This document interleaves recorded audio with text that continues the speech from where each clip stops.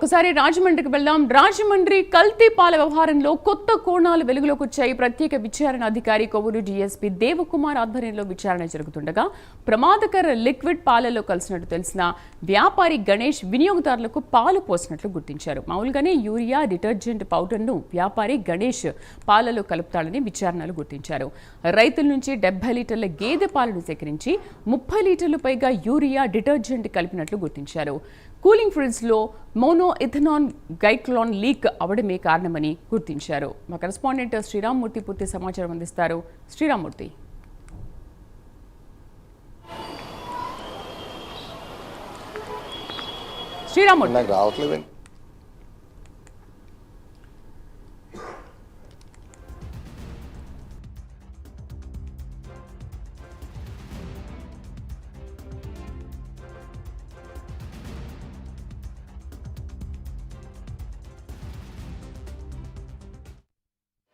ఇక్కడ చూసినట్లయితే కల్తీ పాలు వ్యవహారంలో చాలా కొత్త కోణాలు వెలుగు చూస్తున్నాయి. ఈ కల్తీ ఇప్పటికి వరకు 5 మృతి చెందిన ఈ ఘటనలో మొత్తం సంచలన విషయాలు బయటకు వస్తున్నాయి. ఏదైతే గ్రామీణ ప్రాంతాల నుంచి పాలు సేకరించి పట్టణ ప్రాంతాల్లో వినియోగదారులకు వేస్తుంటారో ఈ పాల క్యాన్లు వ్యాపారంలో ఇప్పుడు పర్టికులర్గా ఈ కోరుకొండ మండలం నర్సాపురం నుంచి తీసుకొచ్చి ఇక్కడ లాలా చెరువు ప్రాంతంలోని సౌడేశ్వర్ నగర్ అలాగే స్వరూప నగర్లో పాలు పోయటంతో పాటు కొన్ని ప్రాంతాల్లో పోస్తున్న ఈ గణేష్ అనే పాల వ్యాపారి ఇప్పుడు కొత్తగా కొన్ని విచారణలో కొన్ని విషయాలు కూడా వెలుగులోకి వచ్చాయి. ఏంటంటే ఆయన యూరియా కొంత కలుపుతారు, అలాగే దీంట్లో డిటర్జెంట్ కూడా కలిపి తను సేకరించిన పాలుకి అదనంగా అంటే 70 లీటర్ల పాలు కనుక సేకరించినట్లయితే అదనంగా 30 లీటర్ల పాలు అదే అంటే నీళ్లు అంటే డిటర్జెంట్ యూరియా కలిపిన నీళ్ళు కలిపి మొత్తం 100 నుంచి 110 లీటర్లు తయారు చేసి ఆ పాలుని రాత్రంతా కూడా ఫ్రిడ్జ్లో పెట్టి ఉదయాన్ని ఆ క్యాన్లో పోసుకుని వచ్చి ఇక్కడ వినియోగదారులకు వేస్తూ ఉంటాడనేది ఇప్పుడు విచారణలో తేలిన విషయం.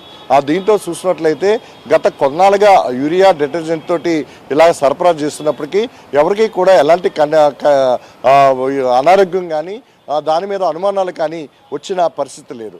అయితే ఏదైతే శివరాత్రి రోజున అతను ఫ్రిడ్జ్ ఏదైతే వాడుతున్నారో అది పాతది, అది కొత్తది కూడా కాదు. ఆ ఫ్రిడ్జ్లో ఏదైతే మోనో ఇథనైల్ గైక్లోన్ అని ఒక లిక్విడ్ లీక్ అయ్యి ఇతను ఒక క్యాన్ పాలు పట్టే అరలో అది కల్తీ అయింది. కల్తీ అవడంతో విషపూరితంగా పాలు మారాయి. అంటే పాలు విషపూరితంగా మారాయనే విషయం వ్యాపారి గణేష్కి తెలిసినప్పటికీ కూడా ఆ పాలు గడ్డకట్టి ఫ్రిడ్జ్లో ఉన్నప్పటికీ కూడా ఆ పాలుని అడుగు భాగంలో గడ్డకట్టినప్పుడు కూడా ఆ పాలని క్యాన్లో వేసుకుని ఆయన తీసుకొచ్చి ఇప్పుడు వినియోగదారులకు వేసిన పరిస్థితి.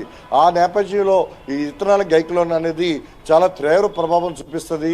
అంటే కిడ్నీస్ మీద అదే ఊపిరితిత్తుల మీద కూడా అంటే మొత్తం ఆర్గాన్స్ మీద అది తీసుకునే మోతాదుని బట్టి అది తీవ్ర ప్రభావాన్ని చూపిస్తుంది.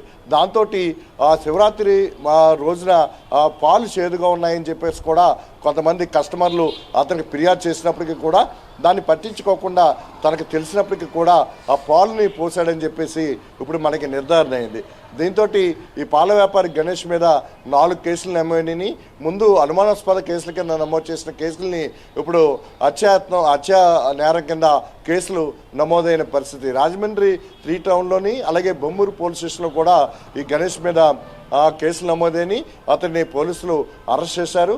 అయితే అతను కూడా ఇదే పాలు తాగానని చెప్పి చెప్పడంతో అతను నాకు కూడా కడుపు నొప్పి వస్తుందని చెప్పి ఉదయం నుంచి కూడా ఈ గణేష్ అధికారులకు చెప్పడంతో వెంటనే అతన్ని ఇక్కడ కిమ్స్ ఆసుపత్రిలో వైద్యులకి చూపించారు. ఇక్కడ ప్రాథమిక వైద్యం అనంతరం మళ్ళీ ప్రభుత్వ ఆసుపత్రికి తరలించారు.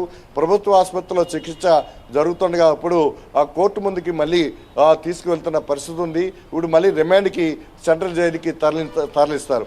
అయితే ఈ మొత్తం వ్యవహారంలో 42 మంది రైతుల దగ్గర అతను పాలు 70 లీటర్ల వరకు డైలీ సేకరిస్తూ ఉంటాడు. ఆ 70 లీటర్లని 110 లీటర్ల వరకు చేసి 4 క్యానుల్లో పట్టుకొచ్చి రాజమండ్రిలో విక్రయాలు ఈ సౌడేశ్వర్ నగర్, ఈ స్వరూప నగర్, ఈ రాజేంద్ర నగర్ ఇలాంటి ప్రాంతాల్లో కూడా అమ్మకాలు చేస్తూ ఉంటాడు.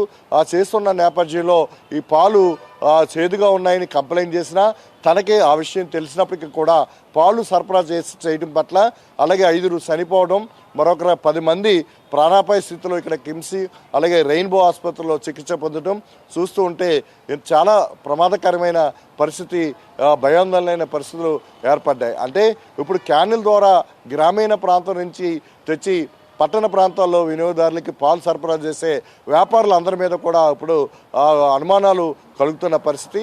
అయితే ఇప్పటివరకు కూడా ఫుడ్ సేఫ్టీ అధికారులు కానీ ఇతర యంత్రాంగం కానీ ఈ పాలు సరఫరా మీద ఎలాంటి నిఘా పెట్టకపోవడం, ఎప్పుడు కూడా తనిఖీలు చేయకపోవడం, ఆ పాలలో పాలు శాతం ఎంత అనేది టెస్టులు చేయకపోవడం అనేది ఇప్పుడు పెద్ద చర్చనీయాంశంగా మారింది.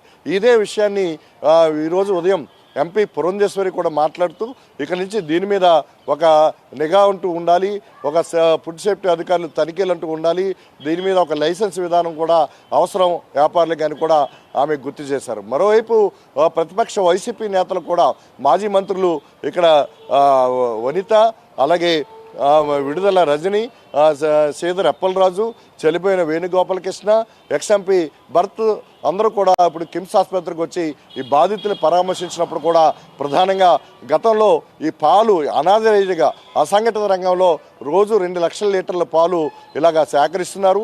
ఈ పాలు సేకరణలో నాణ్యత లోపం ఉంది. దీని మీద ఒక విధానాన్ని తీసుకొస్తూ చట్టాన్ని తెచ్చినప్పటికి కూడా కూటమి ప్రభుత్వం పట్టించుకోలేదని చెప్పి వారు ప్రధానంగా ఆరోపణలు చేసిన పరిస్థితి. ఇప్పటికైనా ఒక లైసెన్స్ విధానం ఉండి ఆ పాలులో ఎంత శాతం వారు పాలు ఉన్నాయి, ఇతర కల్తీ ఏమైనా జరిగింది అనేది నిర్ధారణంతో అవసరం అనేది కూడా చాలా ముక్త కంఠంతో చెప్పిన పరిస్థితి. అలాగే చనిపోయిన బాధితులకి 25 లక్షల రూపాయలు పరిహారం ఇవ్వాలి, 10 లక్షల రూపాయలతో చేతులు దులుపుకోవడానికి కూటమి ప్రభుత్వం ప్రయత్నం చేస్తుందని కూడా వైసీపీ నేతలు ఆరోపించిన పరిస్థితి. మొత్తానికి చూసినట్లయితే ఇంకా ఆసుపత్రిలో చికిత్స పొందుతున్న వారిలో 6 మంది పరిస్థితి విషమంగా ఉంది. ఇందులో 3 పిల్లల్లో 2 పిల్లలు కోలుకుంటున్న ఒక బాబు పరిస్థితి విషమంగానే కనిపిస్తూ ఉంది. మొత్తానికి యంత్రాంగం కూటమి ప్రభుత్వం మొత్తం యంత్రాంగం అంతా కూడా దీని మీద ఎప్పటికప్పుడు పర్యవేక్షిస్తూ ఇక్కడ వీరికి అత్యవసరమైన వైద్య సేవలు అందించడం ద్వారా ఇప్పుడు వారిని రక్షించే ప్రయత్నం చేస్తున్న పరిస్థితి ఇక్కడ కనిపిస్తుంది. శ్రీరామూర్తి, థాంక్యూ.